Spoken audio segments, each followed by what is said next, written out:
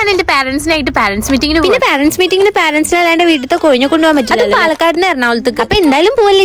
താത്താന്റെ പൊടീസൊക്കെ പോരാന്റെ വീട്ടിൽ നിന്ന് എന്തൊക്കെ എടുക്കാൻ പറ്റുമോ ഒക്കെ എടുത്ത് വണ്ടിയിൽ പോണ വഴിക്കാണെങ്കിൽ പോസ്റ്ററും മരങ്ങളും ഒക്കെ കിടക്കണം താഴെ. ഇത് ഇങ്ങനെ ഇടാൻ ഇപ്പൊ മനസ്സിലായി. ഇങ്ങനെയാണെങ്കിൽ നെറ്റ് ഉറപ്പിക്കാം. ഞാൻ വീട്ടിൽ മാർക്ക് അറിയാനുള്ള എക്സൈറ്റ്മെന്റിലാണ് ഉമ്മയും റോട്ടുമക്കോടാണെങ്കിൽ പെരും സീനാണ്. എല്ലാവരും ബി കെയർഫുൾ കേട്ടോ. അങ്ങനെയുള്ള കാറ്റും മഴയൊക്കെ ഇതിന്റെ നാട്ടിൽ ഇന്നലെ ഞാനിങ്ങനെ നേരിട്ട് ആദ്യമായിട്ട് എന്താ അവസ്ഥ അല്ലേ? അല്ല കേട്ടോ മീൻ അങ്ങനെ പോണ വഴിക്ക് ഞാൻ ഇറങ്ങാൻ കുറെ ശ്രമിച്ചില്ല.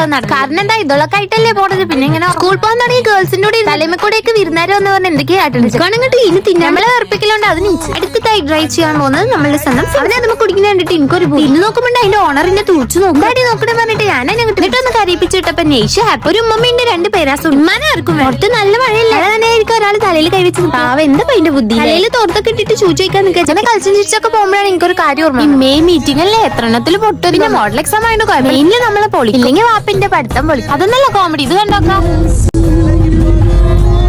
ലൈലൊക്കെ സ്റ്റെപ്പ് ഇടുന്ന ദുവാപ്പി. ഇതല്ല കേട്ടോ ഇത് വേറെ. അങ്ങനെ നമ്മളിങ്ങനെ പോയി ഒരു തൊഴിലില്ലാത്ത മഴ ആണെങ്കിൽ എത്ര പോയിട്ട് എത്തണു ഇല്ലെങ്കിൽ എത്തിയിട്ടുള്ള വിശേഷങ്ങൾ അടുത്ത് വേണ്ടി വേഗം ഫോളോ ആക്കി വെച്ചോ. Ta-ta bye bye see U.